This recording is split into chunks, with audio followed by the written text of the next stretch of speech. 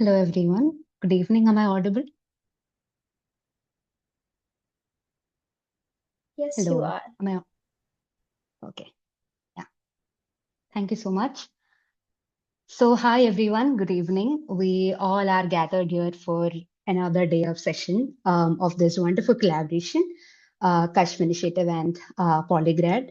So, we have already had one huge of a session, which was about academic writing. We started off in regards to how to start to read something, and ended up discussing about how to make notes and approach a particular academic text, and so on and so forth. And today we are here with yet another continuation or extension to what we have already done. We'll be discussing about writing a research proposal. So when we talk about writing a research proposal, it in itself feels like a greater skill that any academician or an aspiring scholar should be having. And when we hear about the idea of research proposal, I personally am getting these vague pictures of me myself wandering through the tutorial rooms of my college and trying to grab my professors and get my proposals or pitch accepted from them.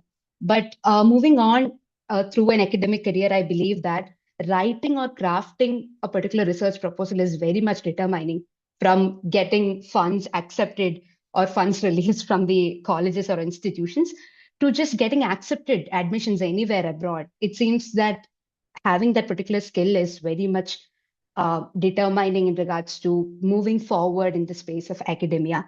So we have our wonderful faculties, curators, or mentors. What shall I call them? I shall call them mentors. That feels more connected. We have Vidushi Shukla. She's a PhD researcher at the School of GeoSciences, University of Edinburgh. Her work majorly evolves and revolves around home, architectural, feminist, and caste geographies. And then we have Sana. She's a PhD student and a Felix Scholar at Faculty of History, University of Oxford. She's interested in the intersection of political theory and knowledge production, as well as issues in memory studies and philosophy of history. So, for all of you have joined, I would like to personally and from the sides of organizers welcome you all and use a bit and more in regards to the session with all of your questions posted on through chat boxes and just unmuting yourself and being a part of the session. So, welcome you all. Yeah, let's start off. Draupadi, I would like to share my screen if that's okay. Yeah, sure. I hope you are the co-host, right? You are able to share it, right? Yes, I'm able to share it. Can you see my screen? Yes, I am. I'll just go to the Yeah. slideshow mode.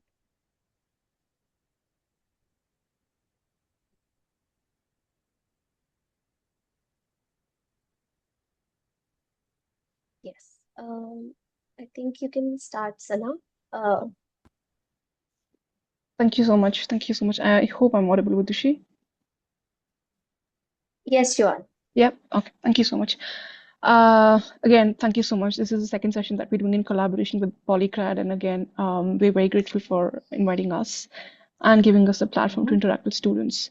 Before we quickly discuss about the session, just a quick info about what Kashf Initiative is that the Polygrad has collaborated with. Um, Kashf Initiative was founded by it's a collective, a non-profit initiative which was founded by scholars from South Asia, and we make a modest attempt at supporting research and learning in humanities and social sciences, and we do this by providing training sessions, resources, and creating meaningful academic spaces. The idea is simple: that whatever hurdles we faced in our journey, we thought that the scholars and the researchers who are on similar journeys should not face those kind of hurdles, and we try to ease them as much as we can from our end. Key aims: we support learning of research fundamentals, including practical components of reading and writing. We train students on methodologies, tools, and we facilitate avenues for research reviews and showcases. You can know more about our initiative by visiting our website and subscribing to our newsletter to ensure that you stay updated. Can we move to the next slide, Vidushi? Thank you. Okay, so as the topic suggests, how to write a research proposal, I think this is one of the most important step in the journey for researcher. When we are thinking of what we want to work on, how do we frame it, and you might want to prepare research proposals at different stages. One is, when you're preparing for those interviews after you've cleared entrances to different universities, and now there is a proposal that needs to be discussed in an interview. The second is when you are already enrolled in a university or an institution, but then there are those meetings, faculty meetings, committee meetings, when you're supposed to, present your proposal and tell the committee what your work is about and get it passed. And then you have to keep on defending this proposal at different stages. So you keep rerouting your journey to your research proposal in the way you frame it. So it's very important that it is framed with all seriousness and care, much care, because this is something that is going to stay with you regardless of what you're doing in your research journey. So we're trying to kind of tell you how to draft a research proposal, what are the key components that you should be thinking about, and how you can best incorporate them in the draft called research proposal. So today we'll discuss what is a research proposal. We'll tell you about the key components, how to draft it. We will discuss a step-by-step writing guide, but by all means, this is not a very fixed, compartmentalized guide. There are always different ways to do it, but this is one of the ways to do it, to approach this. And then some general tips for writing a strong proposal and some further resources. Then we open the floor to Q&A. We can move to the next slide with Rishi. Okay, so like any good student, we'll go step by step. First, we'll address the what question. So when we talk about research proposal, what are we really talking about? What is a research proposal?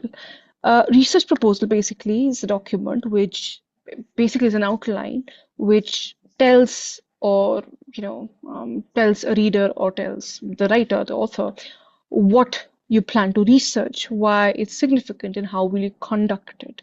Basically, it gives a glimpse into your research in brief. What do you want to do in your research exactly? Why is it significant? Why is your research topic significant, or that the gap, or whatever you wish to study? Why is that significant, and how will you really go about conducting this research? Purpose of a research proposal. Why do I need a research proposal? Then we now basically are in the why question. Why do we need a research proposal? One is to give clarity and coherence to the readers and also to yourself. First, we need to have clarity and coherence in our mind about what we want to do. So if you have a map ready, think of it like a map, right? If you have a map ready, the travel becomes easier. You know where to go. If you know your destination, you know, okay, these are the routes through which I can reach the destination. How will I reach it? So it's basically everything in this one document. So it's for your own clarity and coherence, as well as for your supervisors, for people who will read your research, who will discuss and dissect your research. It's also practical because it convinces your readers, which is basically your advisors, committee, funders, that your research is doable, it's worth undertaking, and then that you have a clear plan on how to execute it. It's basically it's a way of systematizing, giving a structure to your thoughts, to make it more systematic, and basically going about a topic systematically is really what research is about. Can we move to the next slide?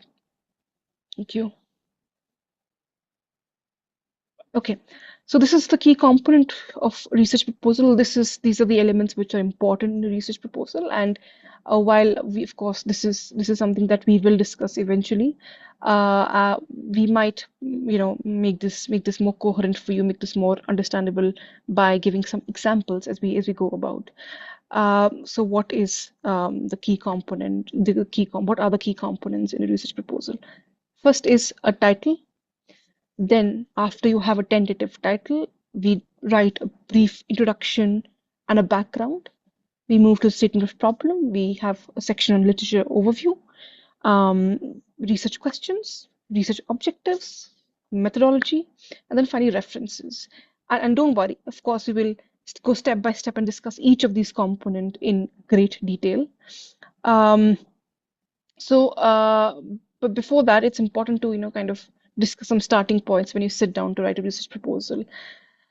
So starting points is, how do you really decide what do you want to work on? Now, this is a question, this is $1 million question that has kept all of us on tenterhooks, worried, in dilemma, given us sleepless nights, because we just can't decide, can't seem to decide what do we really want to work on? How do I, this question, how do I decide what I want to work on? Or how do I know that this is it? So think of it in this way. Your research could really actually be about anything, virtually anything under the sun, but it has some roots which give birth to the problem, to the question, to the topic. It could be an observation. It could flow from something we recently read and stayed with us. It could be something we saw and were very uh, dazzled when we saw that. It could be related to anything, a claim that somebody made and that stayed with us. A hunch or an intuition about something, and we pursue it systematically to figure out what that is. It could be based on our experiences, it could be a policy issue, conditions. So basically, these are the starting points. So one has to be more intuitive and perceptive and sensitive to the way to our own study, to what we study, to the books we go through, to our everyday realities, to the experiences that shape us. Because your questions, your research problems essentially would flow from these starting points. So, just to be more alert, more perceptive to the everyday. Because, as I said, this is where the problem really germinates from. That eventually grows into a researchable problem, and then we think of different ways of conducting it, which comes under methodology. um, but of course the topic has to be, you have to narrow it down. We'll talk about that later. uh, but before that, let's just come to the how question, and how do I really write a research proposal? Okay, so maybe once I have these starting points and there is a problem or there is a question which interests me or I'm curious about, how do I really go about it? How do I transform that into a research proposal? How can I study it? So I know what I want to study and why I want to study it. So if you're at this stage when you've decided what you want to study, and you also have reasons like why I want to study, maybe we're there, but I know how exactly I want to study it. Just because you know what you want to study or why you want to study it does not automatically translate into you knowing how to study it. There's a difference. And the journey of writing a research proposal really eases this transition for us, eases this journey for us, eases this step for us. Because in when we discuss methodology, that's where the question of how I want to study it is fleshed out. Uh, can we move to the next slide? Thank you. Okay, so these are the three questions when you sit down to write a research proposal that you should ask yourself and think about thoroughly. One is, what do you plan to accomplish? What is it that you want to do through the study? Why do you want to do this? You have to get your motivations really clear. Why do you want to study this? And the most important question is, how are you going to do it? How are you going to accomplish this plan? How are you going to accomplish this study? So if you've answered these three questions, we're good to go. Can we move to the next slide, Vijay? Thank you. Okay. Now that we've covered this quickly, it's time to slow down a bit and step by step discuss every element component related to the proposal. So, as I said, the first is to draft a working title, to have a tentative title which might work for your proposal. Um, so how should a title look like, or how should it read like? What is the essential bits in a title? It is important that when you think of a title, it has to be clear, concise, and informative, which means in the first glimpse, it should tell me what the focus of your study is. What is it that this study is going to be about? This is very important. Of course, it can be ambiguous. And when I say ambiguous, I mean broad, because in the initial stages, we're not very sure if this is exactly what we want to study. So you can keep it broad, but still broad in the way that it conveys or tells me what exactly is the focus of your study. For example, and this is one example, you have other examples as well. The impact of urbanization on local biodiversity. It's a very simple title, right? Simply tells me in one go that we are going to study, or this project is going to be about urbanization's impact on the local biodiversity. It also tells me then a study of Indian metropolitan studies. Okay, cities. So I know broadly that this is urbanized studies about urbanization's impact on local biodiversity, but it also answers the question and tells me exactly the focus. Okay, local biodiversity, but where? A study of Indian metropolitan cities. That, okay, I am going to look at urbanization and local biodiversity, but I'm not going to study it globally. There is a region, there is a border, there is a boundary that I have chosen and decided to limit my study to, which is Indian metropolitan cities. So immediately this title clarifies the scope of the study for me, right?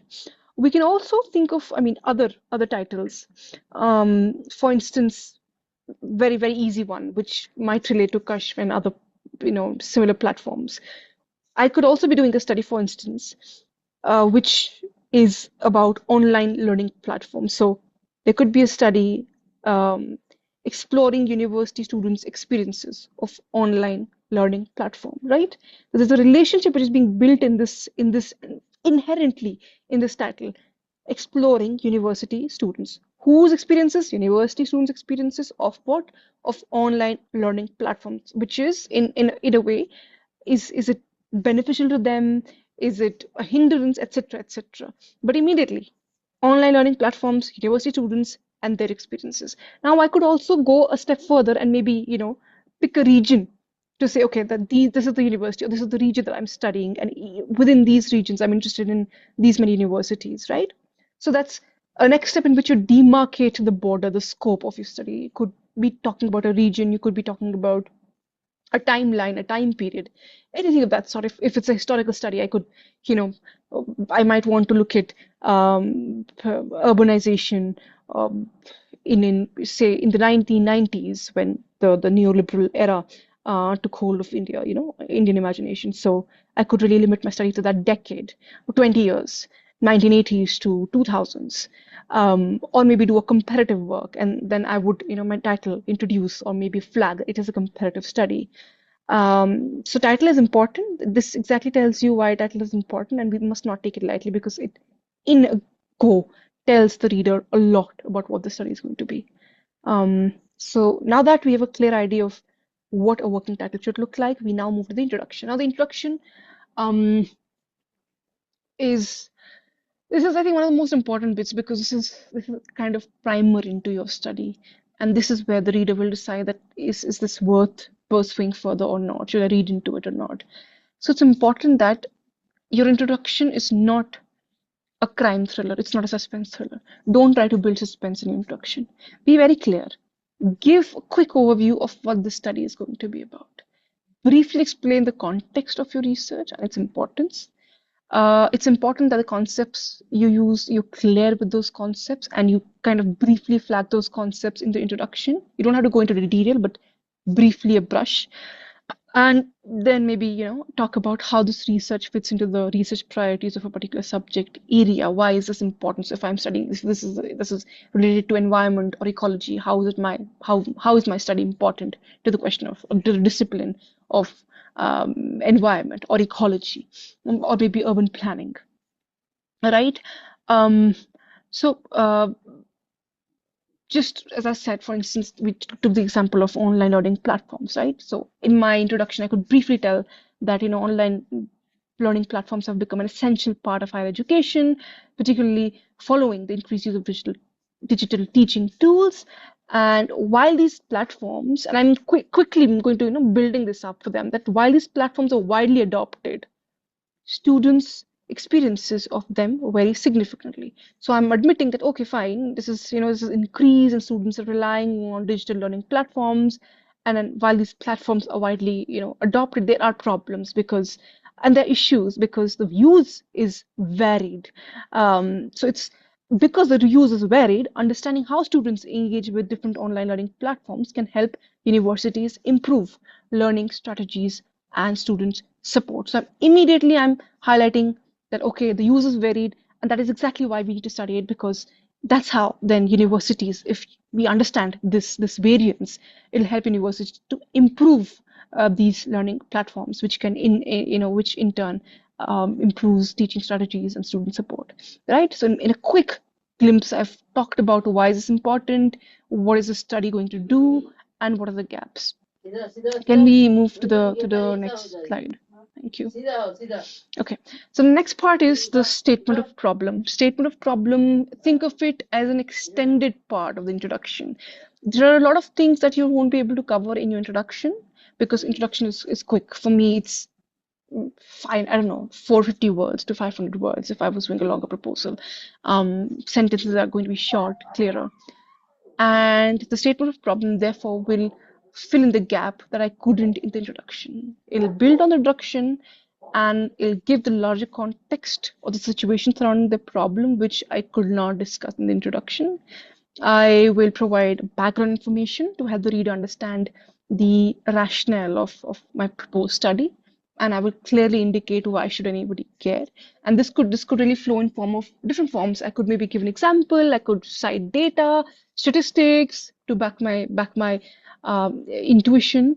I could introduce the area or the field in which the problem exists. I could maybe give comparative analysis.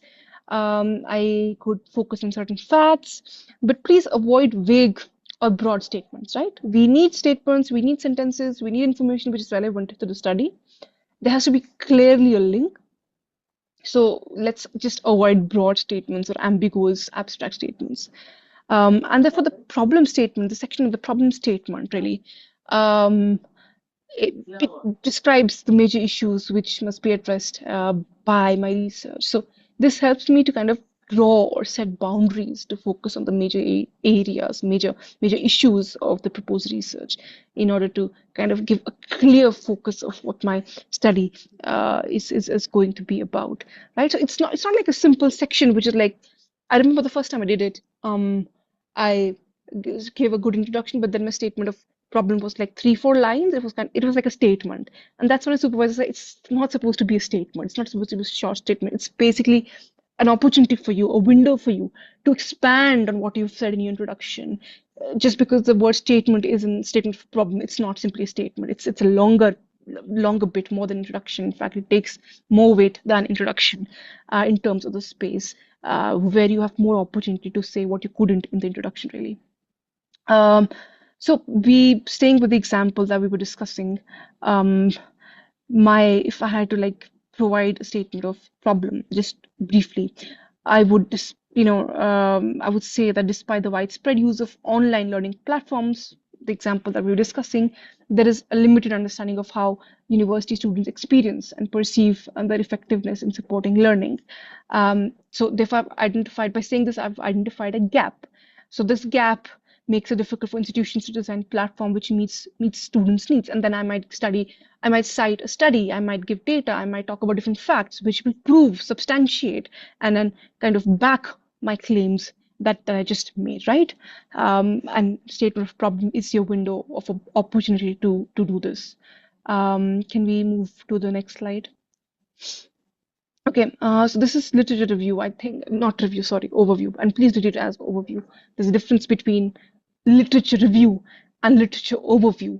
And at this stage, when you're just starting to write a research proposal, it's very difficult to really have a full fleshed out literature review.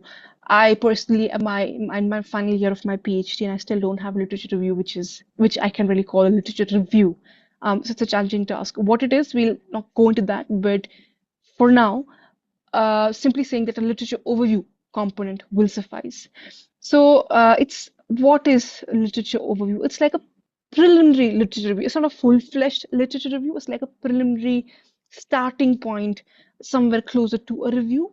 So you basically, the idea is you try to situate your study in the larger landscape of scholarship, of scholarly contributions, of all the texts and the scholarship which is relevant to your subject. You kind of try to situate your topic in that larger body of scholarship. In this, you read key texts, review paper, recent publications relevant to your study. And so the way to review this or to kind of present this is to set an inclusion and exclusion criteria. At this stage, it is impossible for you to read everything on a particular subject. There's a vast amount of literature, a lot of work done which is done on a particular topic. It's not possible to cite everything. So you have to set a criteria, a parameter for yourself. And it's important, therefore, to set an inclusion. That is, what are you going to include and what are you going to exclude, that criteria. So a simple way to do this is to search for literature through databases, through journals, books.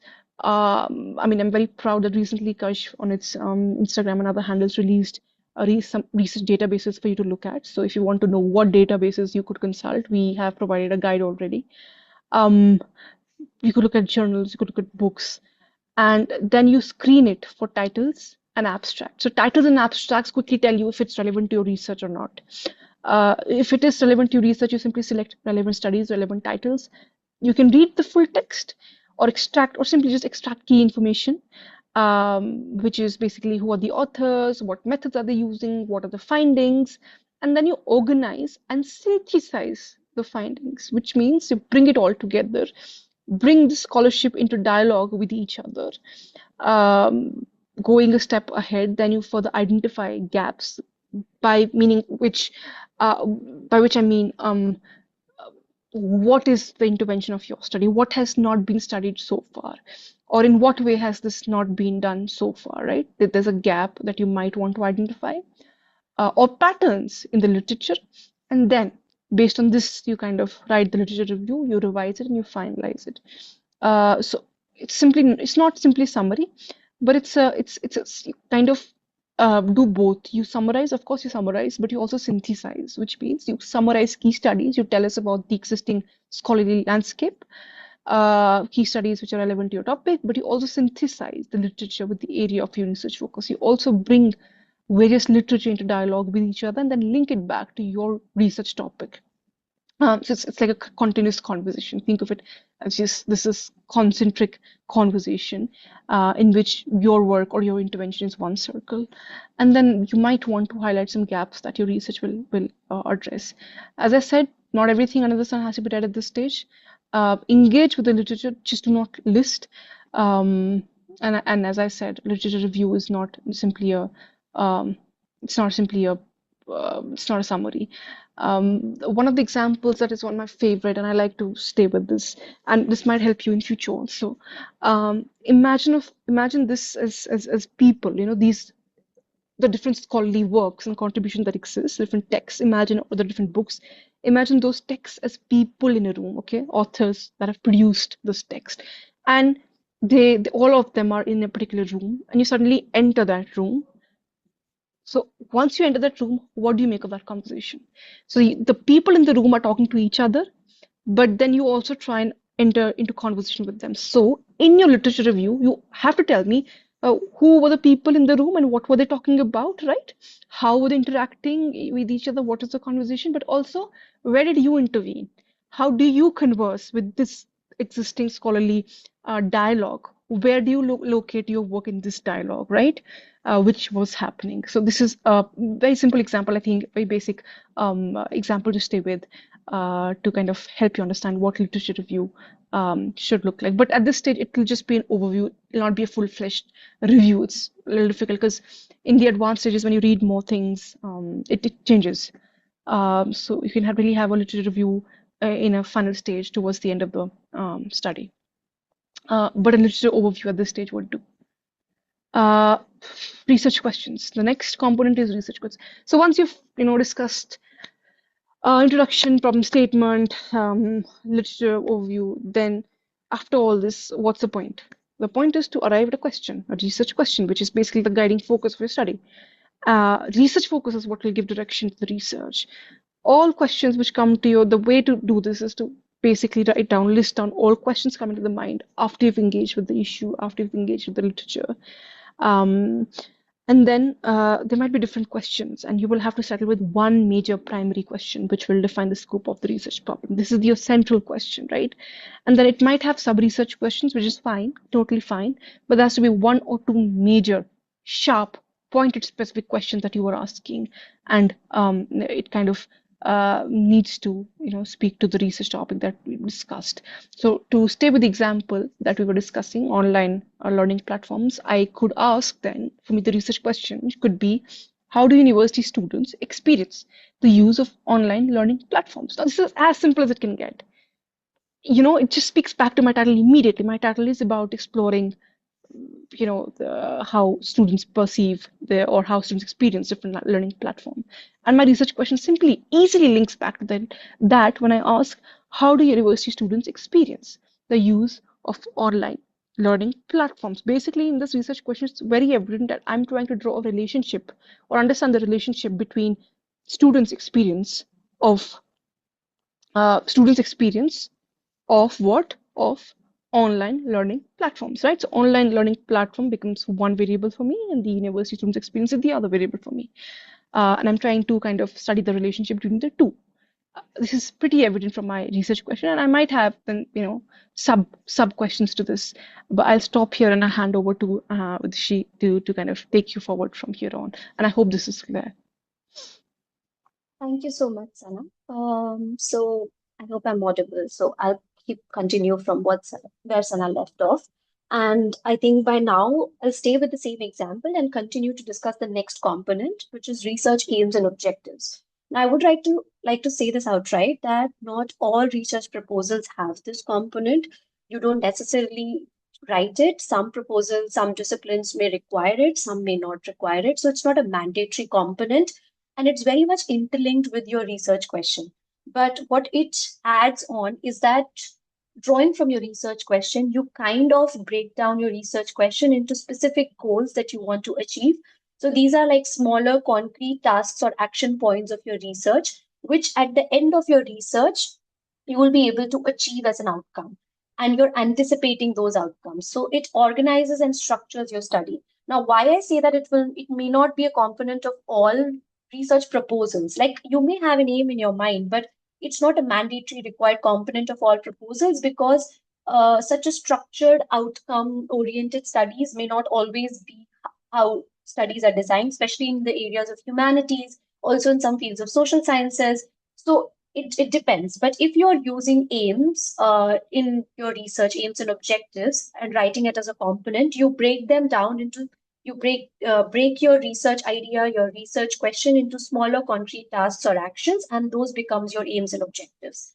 So let's just give an example, like a quick example, and I will stay on with the example that Sana was drawing on constantly, but I'll just give a quick example here and then move to that example again. So suppose your research question is that are female-headed households in urban areas disproportionately affected by poverty as in relation to male-headed households? So if that is your research question, you break it down, and your aim becomes to compare and contrast the poverty incidence. So in the question, you are just writing that whether female-headed households are disproportionately affected by poverty in relation to the male-headed households. But here, the question of affected by poverty is broken down into three aspects: poverty incidence, severity of that poverty, and the living conditions. To compare and contrast the poverty incidence, severity, and living conditions between female and male-headed households in urban area. So you know that your research has to attend to these three actionable points, which is you have to compare and contrast both the how much poverty exists, what is the severity of that poverty, and the living conditions and difference in living conditions, right? So continuing with the example that Sana was drawing on, which is where our research question was, how do university students experience the use of online learning platforms? You can break down that into separate aims, like that the study wants to explore. So these are statements that you're making when you're writing aims and objectives. So your first statement could be to explore students' experience of those learning platforms, to identify factors that affect their engagement with these platforms, and to examine the benefits and challenges of these learning tools. So these are just smaller actionable points that are coming out from your research question. Now, so this, I hope it is becoming clearer to you that how do you write aims and objectives from the research, drawing from the research questions and your research idea, right? So moving ahead, now the next most important component of your study is the methodology.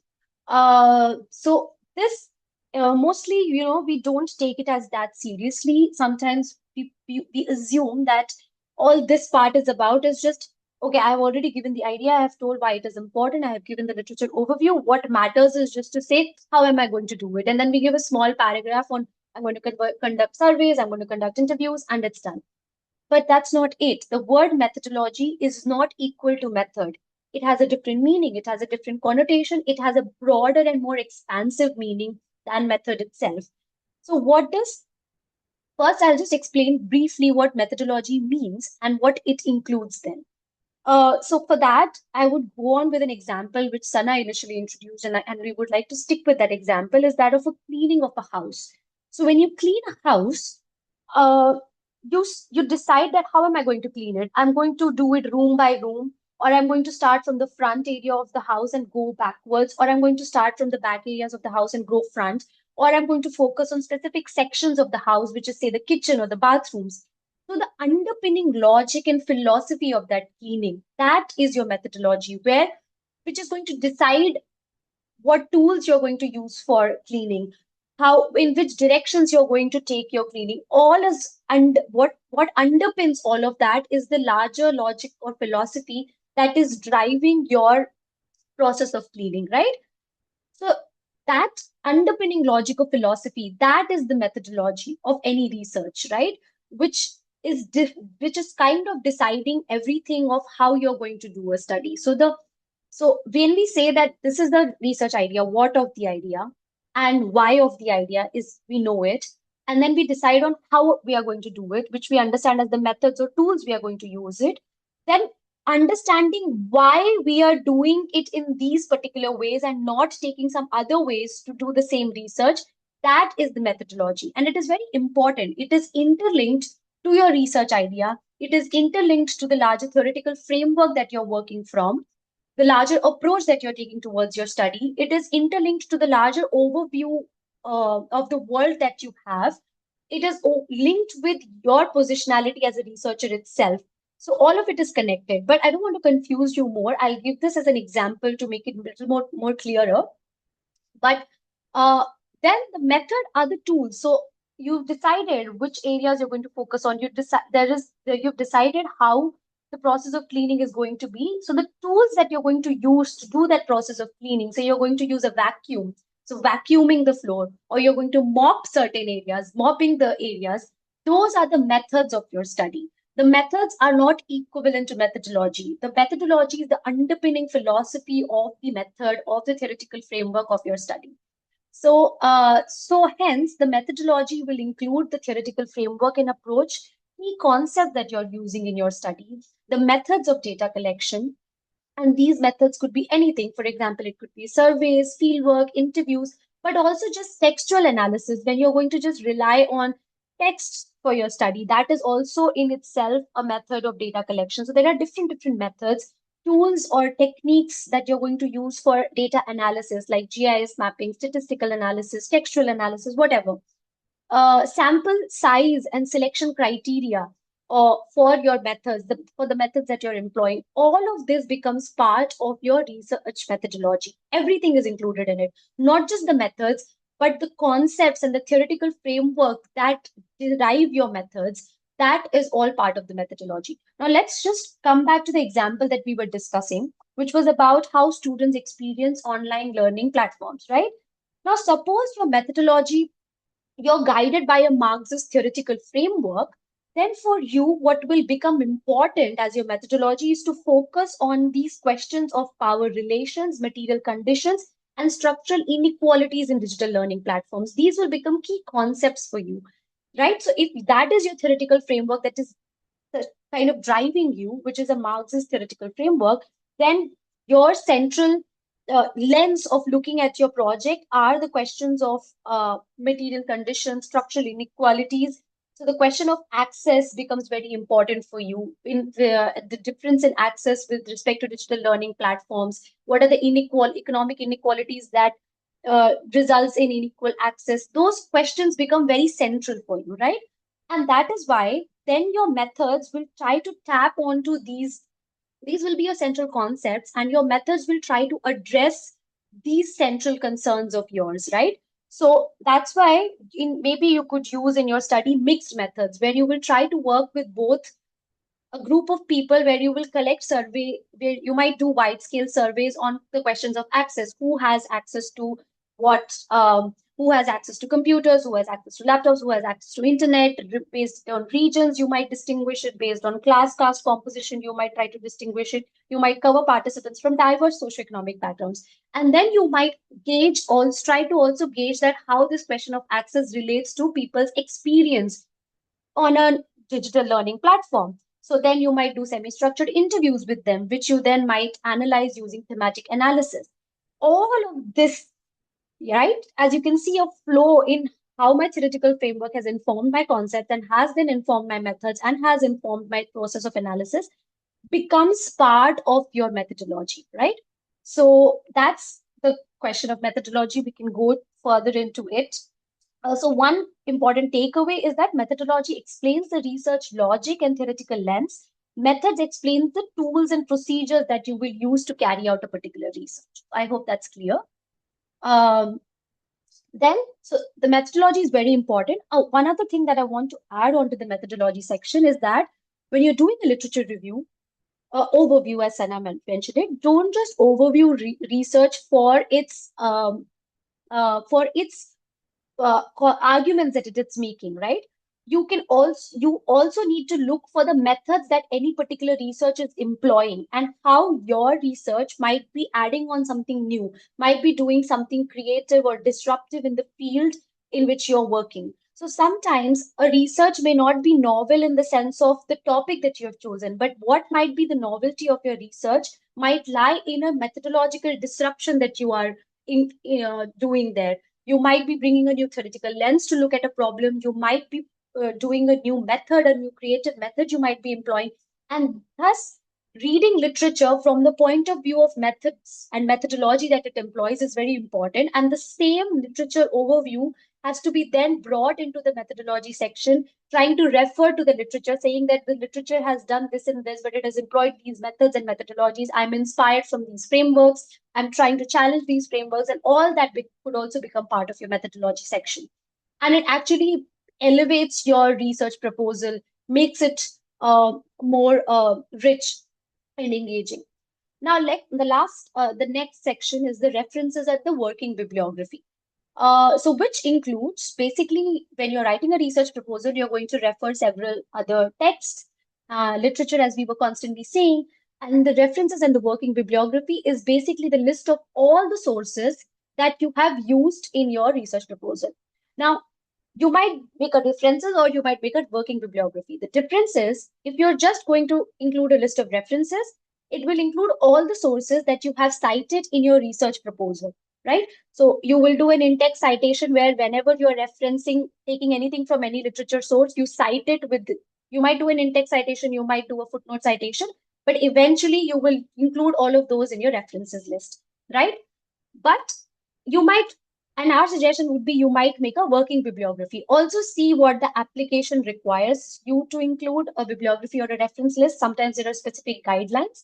So a bibliography would then include not only just the text that you have included, the sources that you have included in your writing, in your proposal, but also all the sources that you might study at some other point during your research later on. So it's a tentative bibliography. The works that may not be cited directly, but have informed you in ways.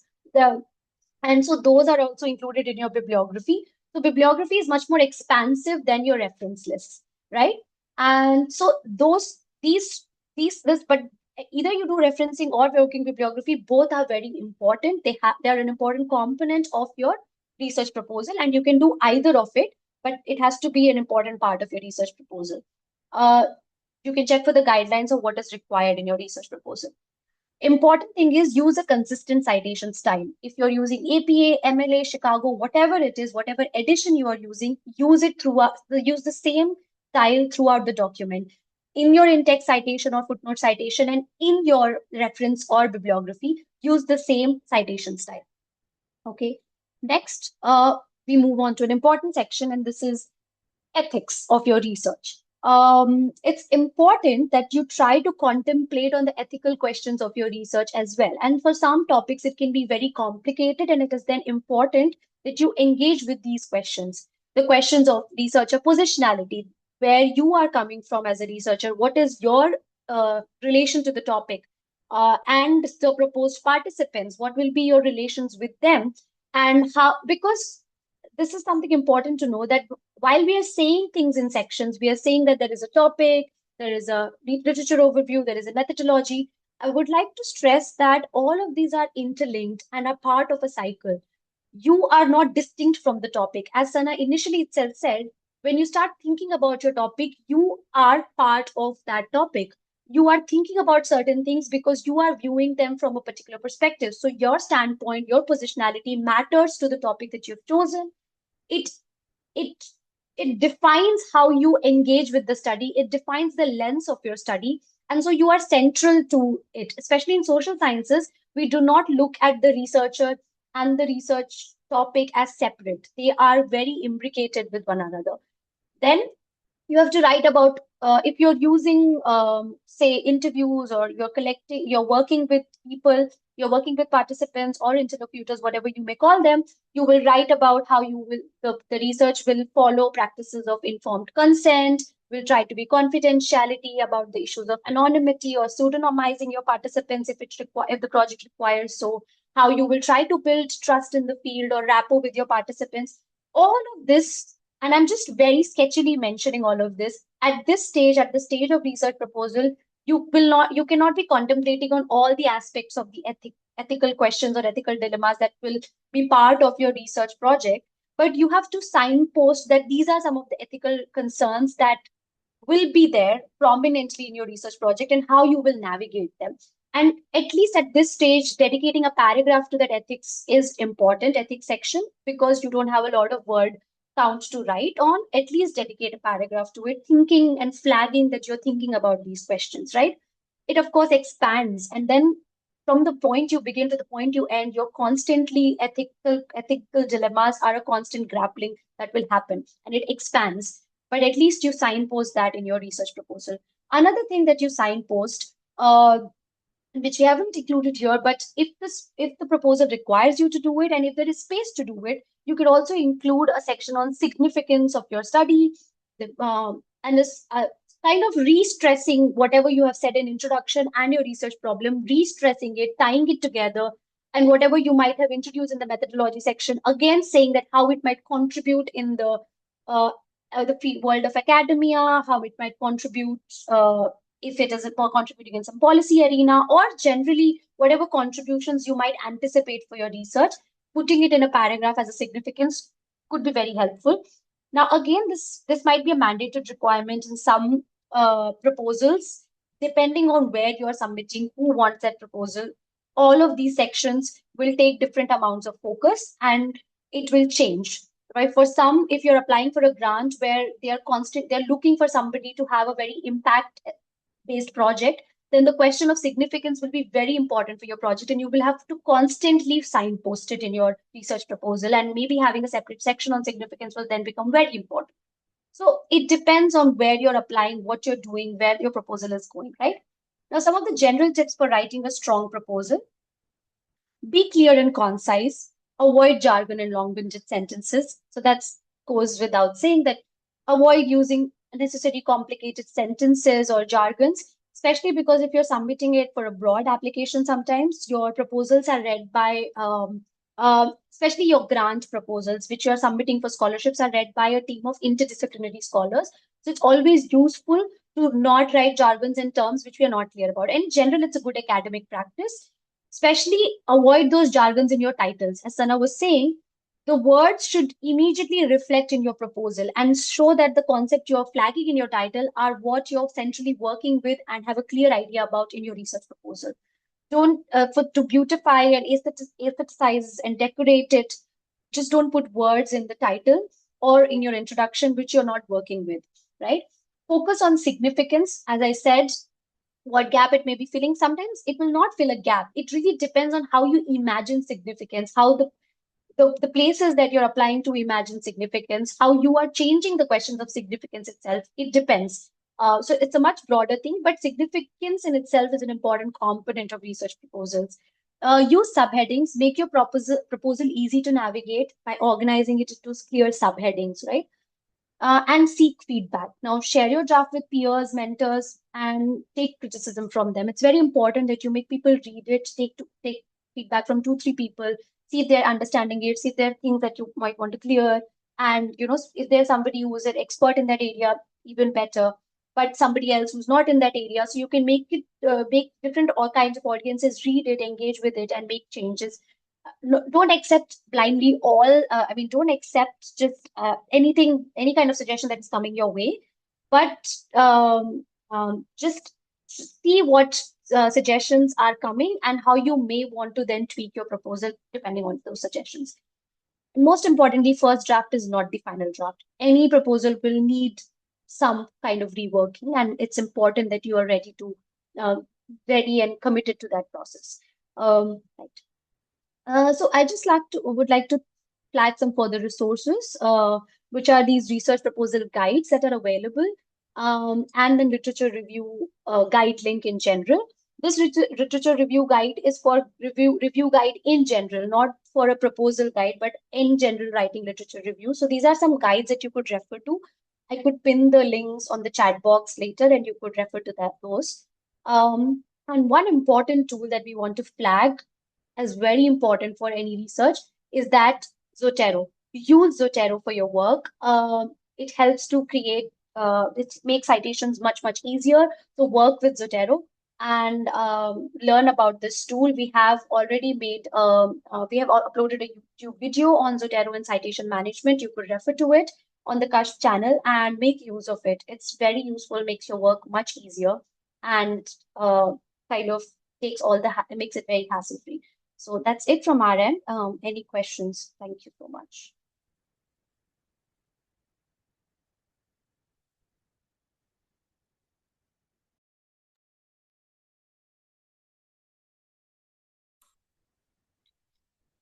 Excuse me, am I audible? Okay. So first of all, thank you, Sana and Vidushi, for giving such an good class about this matter. And my question is about the literature review or overview thing. So I'm basically asking this question, keeping both proposal as well as the interview in my mind. So my question is, when we are bringing different authors into conversation, there is going to be narratives as well as counter narratives which we are going to produce. So, is there any ideal proportion for keeping this narrative and counter narrative in this literature review, or it's up to the things which are being published till now? That's all about my question.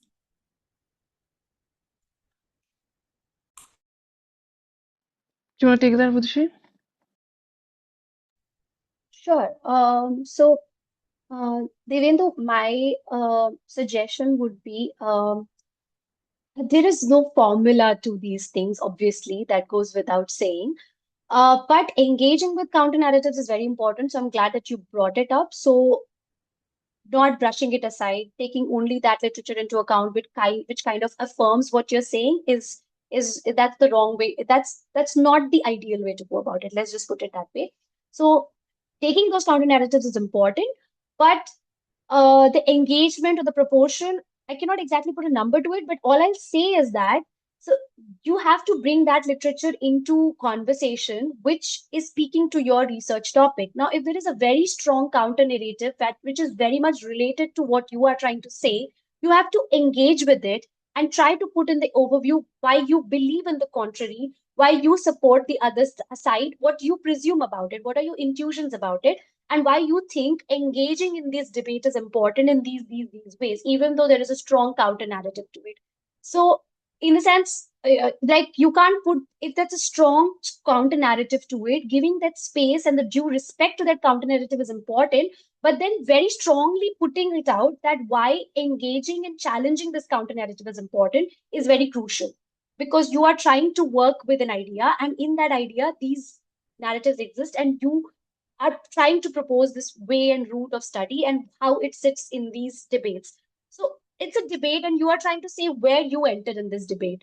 That's how I see it. And if you want to add anything to it, I'm sorry, I can't put a number to it, but this is how I would suggest you go about. Yeah, no, I think Vidushi and I both are of the opinion that we cannot really put a number to it. But just because we cannot put a number to it doesn't mean we cannot convey the understanding, right? So, um, as I said, just go back to the example I gave, the one of the conversation, right? Where do you enter? Once you enter the room, people are talking about all sorts of, so they are different texts, right? In conversation with each other.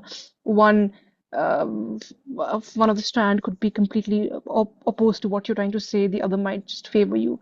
But literature review is not a balancing act. You don't have to really worry about balancing. That's not what you're supposed to do here.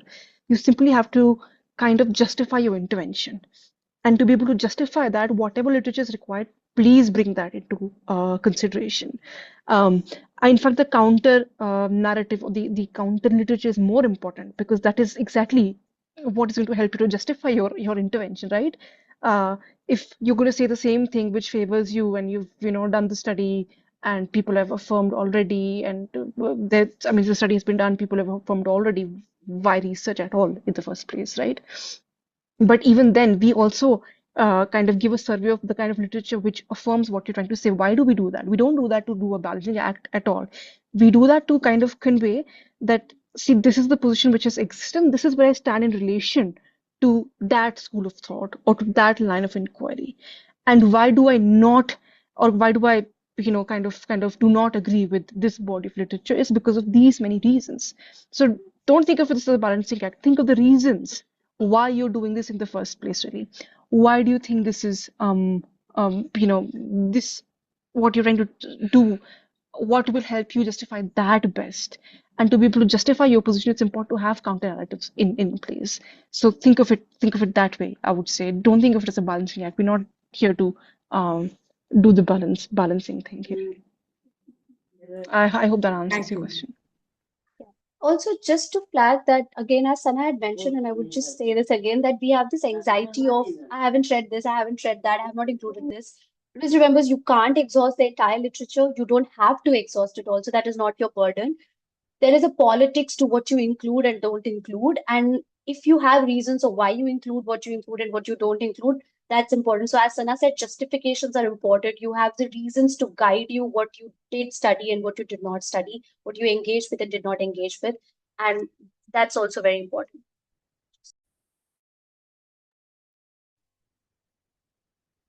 Vidushi, I think we Uh, have someone's hands raised up. Anjana. Yes, please go ahead, Anjana. Yeah. yeah, thank you. First of all, thank you for the session, both of you. So again, my question is related to, hope I'm audible. Is it? Hello? Yes, you're audible. Yeah, thank you.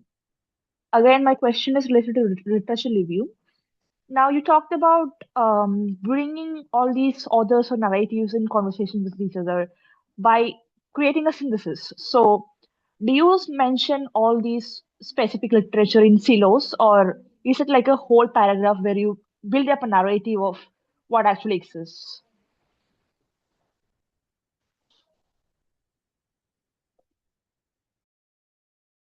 Sana, would you want to take that? I meanwhile can put the link to our YouTube session on literature review since there are so many questions on it. You're unmuted. I'm not sure if I got the question. Can you just come again, please? Thank you so much. And apologies, I just didn't get the question. I'm sorry. I was asking if we write each literature review in silos and not connection with each other and just state the arguments that it is being mentioned in the literature, or just narrate up the whole story and create a picture the way you want to make it, and then justify your point of where you want to intervene. Um, I don't know if interpreted your question correctly, but just help me understand if I'm wrong. I think what you're trying to ask is it okay to kind of have paragraphs in isolation with each other, not really draw a connection, and then towards the end kind of justify, that this is the literature that there is, and this is where I intervene. Is that correct? Yeah, yeah. Not Yeah. actually have a narrative, actually. Yeah, just have a narrative. But how would you have a narrative without connections is the question. I was asking, is it okay to have not have a narrative? Right. So I'm not sure if narrative is the only way to do a literature review. That's one way, to weave a story and kind of have it flow through coherently. That's one way. The other is there are many different ways of doing it, but it is very important to build connections. I mean, you cannot just give a summary. As I said, literature review is not a summary. So to have paragraphs in isolation with each other for me would be like a listing job, right? You're just listing, okay, just saying, okay, this author argues this is what is in the book, the other says this is this. That's listing, that's summarizing, that's not synthesis. What's important for literature review is synthesis, that you are able to bring different kind of texts or different kind of school of thought or different kind of thinking or imaginations in conversation with each other. And narrative is one way of doing it. You could really do that through a narrative, but there's also other way of doing it. But it is important to flesh out or to bring forth those connections, those linkages, and then to situate your intervention or your kind of work in that larger body of literature. I'm not sure if this answers your question, but I would say in connections, while narrative is not the only way of doing it, connections are important. It is important to build those connections, linkages, relationships. Vidushi might want to kind of add to that. I'm not sure. Yeah, I mean, I agree with Sana that you have to build linkages. When you say silos, so there are two ways. Like sometimes a topic may deal with two, three themes, and then you do separate literature review for each theme, right? And if that's a silo, that's one silo. Like one theme is separate from other, one theme is separate from another.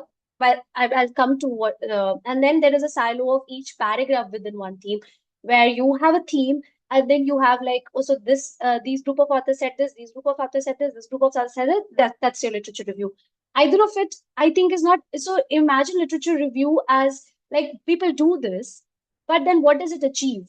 Because what you do is just summary. You give a summary, so it's good for anybody who wants to get know what literature is out there, but it does not bring your voice in any way.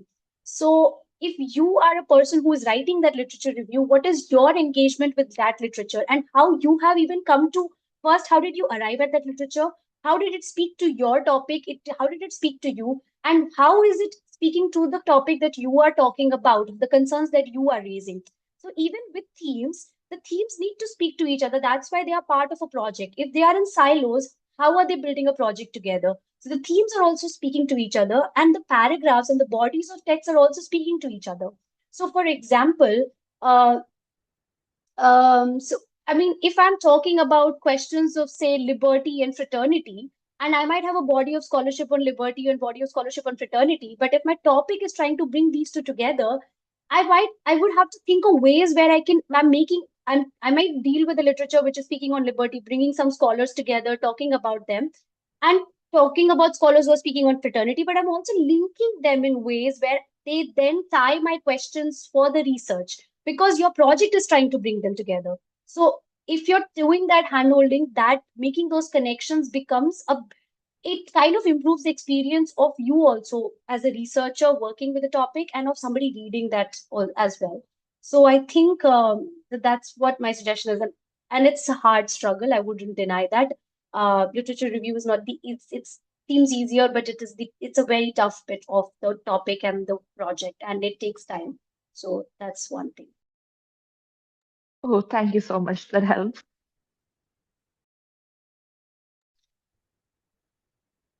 Do we have any more questions?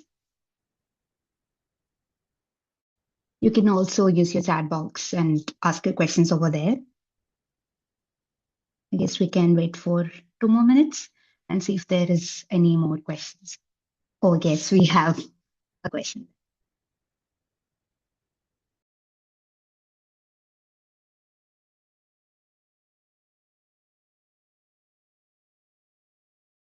Yes, so I'll read out the question for everybody else.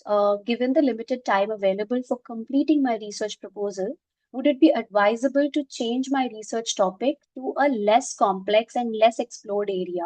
Or should I instead narrow and refine my existing topic to make the literature review more manageable? Additionally, what criteria or strategy should I use to select a less complex and feasible research, considering the fact that I'm a beginner and new to this?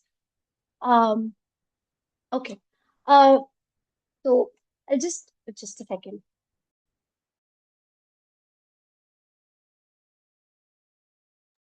I'm sorry.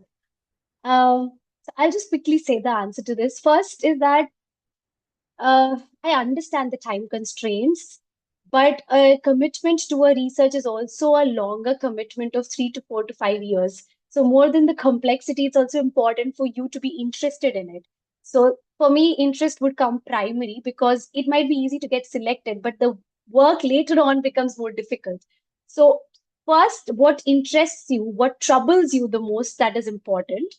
And if that troubling question is complex, I understand the time constraints. Maybe try to bring it to a, I mean, just for the sake of it, for the sake of selection, I know the topics can be tweaked and this thing, you can make it to a less complex version of it, if that is a way. But I think one thing I would want to add is don't be so anxious about the literature review part of it right now. Because at this stage, nobody is expecting you to know everything out there. Nobody is going to hold you accountable for it. So even if literature review was the reason why you're going to abandon a topic, don't do that, because at this stage, what and anyone expects you is to read around it and to make a justification for why you are wanting to do this and how this project why this project is important and how you're situating it in the broader literature.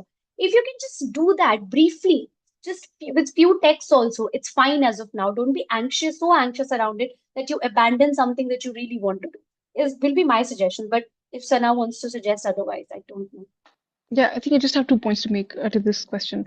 One is just because it's a complex topic does not mean it cannot be simplified. I think the whole art of doing research is to really table complex questions in simple ways, right? And there always is a simpler way of doing things.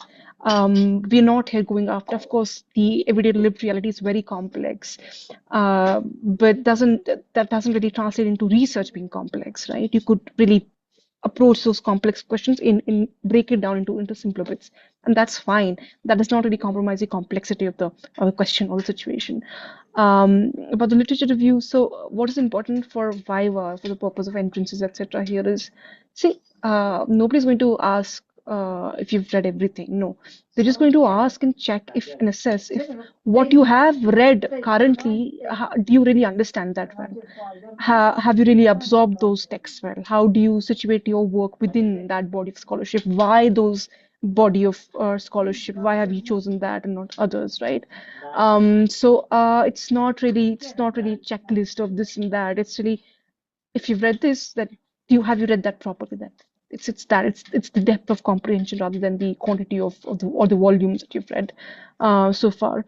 So and again, don't think that simpler topics just for the sake of getting in an entrance or exams are the good way to do it. No, it's not. It's absolutely not, because at some point, if you are forced to stay with that topic, it's a commitment of 4 to 5 years. Yes, it is, but it's also a commitment of life, because sometimes our PhDs are defining for our careers. So we stay with that topic, or we at some point do revisit it. So please keep that in mind.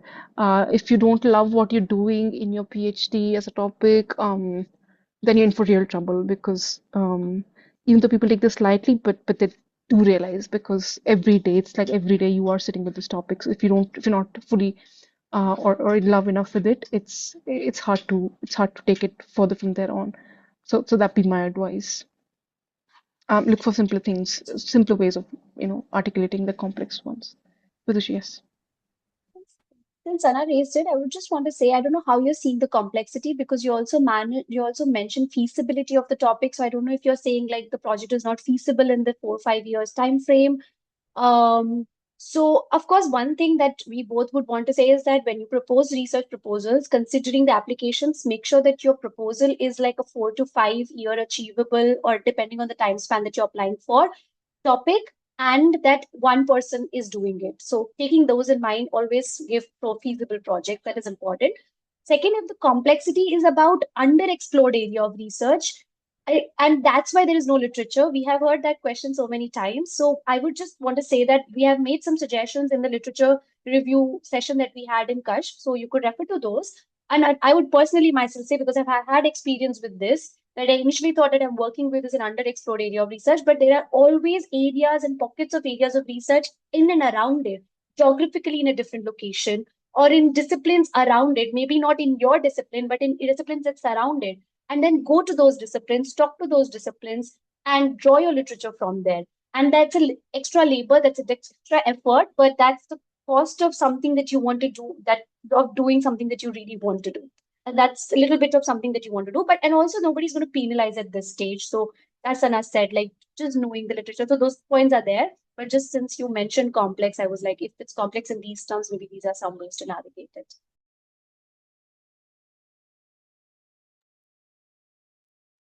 So I guess questions are wrapped up. Shall we conclude today's May I session? ask one question if we have time? Yeah, sure. Yeah, go ahead, Nandana. Thank you. Thank you, Sana and Vidushi, for such a wonderful session. I have two questions about the writing part specifically. So, firstly, um, when you say one has to add subheadings, is it about the more general heads like statement of problem and literature overview, or is it more specific qualitative heads, if I have to call it that way, about the ideas one is communicating? Or will that make the proposal maybe more crowded or maybe more complex? Is the first question. Secondly, when it comes to methodology, uh, to what extent one has to rationalize the methods one is employing? So, is it good enough if one simply mentions the methods to be used? For example, I explain my epistemic or theoretical framework, I explain also the concepts, maybe put it out there, then I come to say, okay, now to explore this problem, I'm going to use discourse analysis of maybe some text, and I'm combining it with qualitative interviews of so and so population. So, is this enough, or do I have to go more descriptive there? These are the two questions. With which I'll take the method one. You can maybe take the related to the comp. Yeah. So with the method, it's important that if you've selected one method, it's important to justify it. Right? If I'll just take the example of cleaning the room. If I've chosen vacuum cleaner, why am I going to use vacuum cleaner? Why did I not choose broom? I might say, okay, I wanted to, clean the room in 10 minutes. I just had 10 minutes of time, and vacuum seemed the more efficient way to do it, and therefore I chose to go with the vacuum cleaner and not the broom, right? It's important to justify, and it's in the justification bit that you expand. So it's not enough to just say that this is what I choose to do. This is, it's not enough to say I'm going to do interviews, I'm going to sample in, this population or that demographic. It's important also to justify why are you going to do that, how are you going to do that, why this, why not that, right? So the more justification, the better fleshed out the proposal comes to be, and it kind of gives an impression that you know your game, you know exactly what you want to do and how to achieve it. So it's not really enough to just mention it. You also need to kind of justify it and add exactly how you plan to kind of go about it. At this stage, at the initial stage, you're not very, I mean, people are not generally very strict about methods. You can just simply say in a line and justify it further in another line. That's completely fine. But at some advanced stage, I mean, so I think it's always better from the beginning to start thinking about this. And if you can be very clear about this from the outset, even better. So that's what I would suggest. I also have seen in proposals, certain proposals, people sometimes just simply write qualitative. I will use qualitative methods, or I will use quantitative methods. Not enough. I actually in PhDs you are beyond the stage, when you use simply quantitative and qualitative terms. Quantitative, exactly what? What in those quantitative methods? Qualitative, okay, fine, you do this qualitative, but what exactly in that qualitative framework? What methods? Name it. Give examples. Justify why this, why not this? What method? What is this route going to help you achieve? Right? Or if you don't apply that method, what is it that you will be leaving out, or not be able to achieve? So a little justification is always better. I think whole research is anyways we're trying to consistently justify why are we doing what we're doing. So I hope that answers your question. Which you can take the other one. Yeah, I absolutely agree with Sana. So justifying is very important. So the first question, I was mentioning the subheadings as in the subheadings of the sections that we just mentioned, like overview or research question, research statement of problem or whatever. So those kind of subheadings in it, because in the proposal right now at this stage, because it's very limited word. You cannot be making sections within the statement of problem or within the literature. Maybe a little bit in literature review, if you overview, if you want to, but actually I've not seen those in most proposals. But if you want to do that, maybe you can do it in literature overview section a bit. Maybe in methodology, if the word count allows you, because some proposals can be longer, so people do that in those sections as well. But what I did mention was in terms of the proposal itself. Sometimes people just write it as a set of paragraphs. That's not as important. You have to divide the proposals, as we were just mentioning. Especially because there are mandated guidelines also a lot of times from the disciplines, from the departments, from the application, this thing, and stick to those actually. Because I mean, yeah, places are less, so you just, maybe it's better for them also in terms of assessing it, because then they have everything in the same format, all the applications, and then they can assess you easily. So yeah, that's where I was mentioning subheadings. Just to kind of quickly add to what Vidushi said, at some point you can always add subheadings within sections also, but that's not at this stage. That might come when this proposal, basically when you do an expanded version of it, it becomes your introduction, which is the first chapter in your thesis. That when it kind of becomes the introduction, that is when you will have the opportunity to further divide it and have more further branches within these components, right? But I think at this stage, when you're doing a research proposal, these, if you can just do justice to these components, I think it's more than enough. I wouldn't really look for anything further.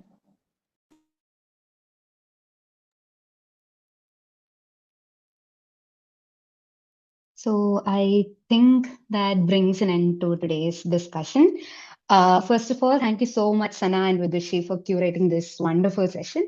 And of course, Kashf Initiative and Poligrad for making all of this happen. I am definitely sure that all of this is going to cater to our way ahead in the spaces of academia and more.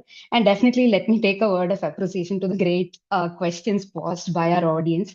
It was definitely getting way interactive towards the end. Looking forward to the next session.